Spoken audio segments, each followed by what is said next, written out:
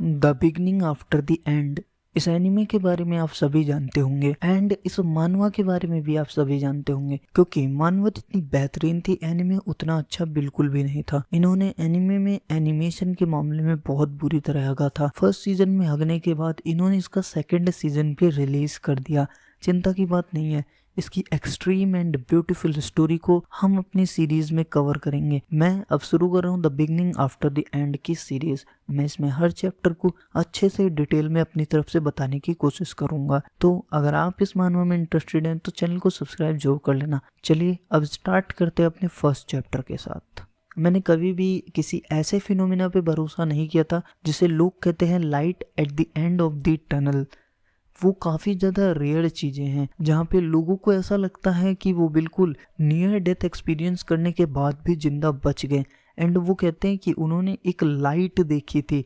And जब वो ये सब चीज़ें बताते हैं उन्हें बहुत ज़्यादा ठंडा पसीना आ रहा होता है जो कि उनके फेस के साइड से बहकर नीचे उतर रहा होता है। लेकिन फिर भी मैं यहाँ हूँ टनल में, मतलब जिस टनल पर वो भरोसा नहीं कर रहा था उसे भी उस टनल में महसूस हो रहा है कि अब वो वहीं पर पहुंच चुका है। मतलब अब उसके साथ भी ये फिनोमिना हो रहा है। मगर मैं मरा कैसे?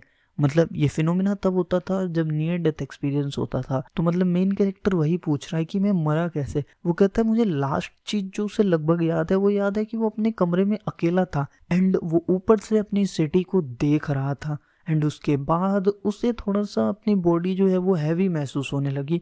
तो वो जाकर बेड पर लेट गया एंड उसे लगता है क्या वो पॉइजन्ड हुआ था या उसे एसेसिनेट कर दिया गया था। सोचो ग्रे, क्या हुआ था तुम्हारे साथ? मतलब यहाँ पे मेन कैरेक्टर सोचने की कोशिश कर रहा है वो अपनी लाइफ में मरा कैसे है। वहां पर बहुत से ऐसे थे जो उसे मरा हुआ चाहते थे, क्योंकि आखिरकार वो एक राजा था। वैसे मैं जितना भी याद करने की कोशिश करूं अपनी मौत के बारे में, मैं याद नहीं कर पा रहा हूं उसके बारे में। मैं कुछ भी नहीं कर सकता उसका। एंड मेरे पास अब कोई चॉइस भी नहीं है। अब जो हो रहा है मुझे उसके साथ ही जाना पड़ेगा। एंड अब कुछ ऐसा ना हो कि आगे कुछ बेबीज जिनके विंग हो वो गाना गा रहे हों। मुबारक हो मैम सर, आपको एक हेल्दी बच्चा हुआ है। क्या मुझे अभी अभी जन्म दिया गया है? इसे थोड़ी दूर से पकड़ो डियर, मैं इसे देख नहीं पा रही हूँ। इसका मतलब जो वो टनलिंग इफेक्ट, जो लाइट थी, वो क्या एक औरत से आ रही थी? छोड़ो, मुझे अभी ये नहीं सोचना चाहिए, ये जरूरी नहीं है। एंड यहाँ पर जो वो माँ होती है वो कहती है अपने पति से, ये काफ़ी ज़्यादा खूबसूरत है, इसके बाल आप पर गए हैं। एंड हमारा मेन कैरेक्टर जो बच्चे की फॉर्म में है अभी, वो कहता है मैं कहाँ पर आ गया हूँ। एंड चलो एक अच्छी चीज़ है कि मैं इनकी लैंग्वेज को समझ पा रहा हूँ। एंड फिर वो अपनी माँ का इंट्रोडक्शन देता है, बताता है एक ब्राइट एंड जेंटल स्माइल है जो कि उसके मदरली लव को रिप्रेजेंट कर रही है। मैं अपने आप को रोक नहीं पा रहा था ये सोचने से कि वो कितनी खूबसूरत एंड चार्मिंग है। एंड यहाँ पे जो मेन कैरेक्टर की माँ होती है वो अपने पति को फिर से बताती है कि इसकी आंखें भी आपकी जैसी हैं। एंड देन यहाँ पर जो मेन कैरेक्टर अपने फादर का इंट्रोडक्शन देता है, स्ट्रॉन्ग जॉ है एंड आईब्रोज काफ़ी ज़्यादा शार्प है। मुझे लगता है ये आदमी बहुत ज़्यादा स्ट्रिक्ट एंड सीरियस है। यहाँ पर जो मेन कैरेक्टर का फादर वो कहता है हेलो लिटिल आर्ट, मैं तुम्हारा पापा हूँ, एक बार पापा बोल के दिखाना। अरे ये अभी अभी पैदा हुआ है। फिर से मेन कैरेक्टर बताता है खैर अब ये सब छोड़ो, मेरी जो सराउंडिंग है वो काफ़ी ज़्यादा नॉर्मल थी। ये क्या हो रहा है? उसे समझ नहीं आ रहा होता है कि उसके साथ क्या हो रहा होता है और मैं कहाँ हूँ। धीरे धीरे हफ्ते निकलते गए। मेरी मदर अलाइस बहुत ज़्यादा gentle and kind hearted person है, लेकिन फिर भी घर में उन्हीं का दबदबा है। मेरे फादर रेनॉल्ड्स काफ़ी ज़्यादा डिपेंडेबल एंड चार्मिस्टिक मैन है, मगर अगर आप इनकी बातों को, जो कभी कभी ये चाइल्डनेस करते हैं, उनको इग्नोर कर दो तो मैं काफ़ी ज़्यादा थैंकफुल था कि मैं एक लविंग फैमिली में बोर्न हुआ। लेकिन मैं नहीं चाहता था जिस डिफिकल्टी से मेरी लाइफ भरी हुई थी वो मेरे किसी एनिमी को भी मिले। मतलब इस वक्त जो हमारा मेन कैरेक्टर ग्रे है वो काफी ज्यादा डिफिकल्टी फील कर रहा होता है एंड वो चाहता है ऐसी डिफिकल्टी उसके दुश्मनों को भी ना मिले। एंड आप सोच सकते हो डिफिकल्टी क्या थी। वो डिफिकल्टी थी उसके हाथ पैरों में बहुत कम कमांड कर सकता था, वो अपने आप को कंट्रोल नहीं कर सकता था क्योंकि वो भी बच्चा था, जाहिर सी बात है उसके हाथ पैर छोटे। एंड इसके लिए वो बहुत बड़ी डिफ़िकल्टी है। एंड दूसरी बड़ी इसकी डिफ़िकल्टी पता क्या थी? वो ये थी कि वो अपने बॉडीली फंक्शंस को कंट्रोल नहीं कर पा रहा था। मतलब इसके लिए ये सारी चीज़ें बहुत बड़ी डिफ़िकल्टीज हैं जो ये नहीं चाहता इसके एनिमी को भी मिले। एंड ये सब इसे पता है ऐसा क्यों लगता है?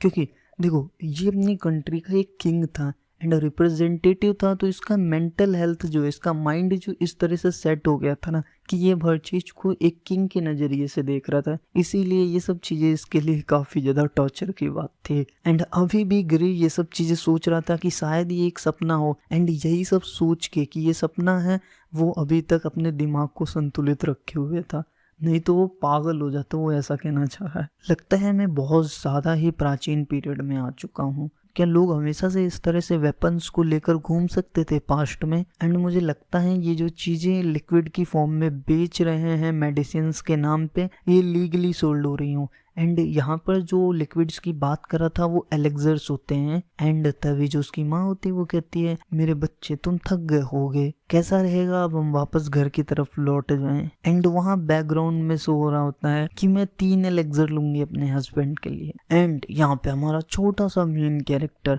पास्ट लाइफ में इसका नाम ग्रे था एंड अभी इसका नामकरण नहीं हुआ है, फिलहाल हम इसको इंट्रोड्यूस करेंगे इसके पास्ट नाम से ही, जो कि था ग्रे। एंड यहाँ पे ग्रे सोच रहा होता है कि देखो नॉलेज ही स्ट्रेंथ है, तो मैंने अपने अराउंडिंग की चीज़ों के बारे में पास्ट वीक में सारी नॉलेज इकट्ठी कर ली है लगभग। एंड मैं इतना कॉन्फिडेंट हो चुका हूँ, मुझे पता है क्या होने वाला है। एंड ग्रे के फादर वहाँ पे आ जाते हैं, तो मेरा बेटा क्या कर रहा है? एंड यहाँ पर ग्रे जो है वो उसको हवा में उछाल देता है अपनी गोद से। एंड उसकी माँ चिल्लाते हुए आती है, रे तुम पागल हो गए, अगर वो गिर जाता तो तुम क्या करोगे? एंड यहाँ पर जो ग्रे होता है वो मन में सोचता है, यही एक्सपेक्टेड था एक कमजोर बॉडी से, मतलब मैं ऐसी स्टेज पे आ जाऊंगा, वो भी इतनी बस एक उछालने से।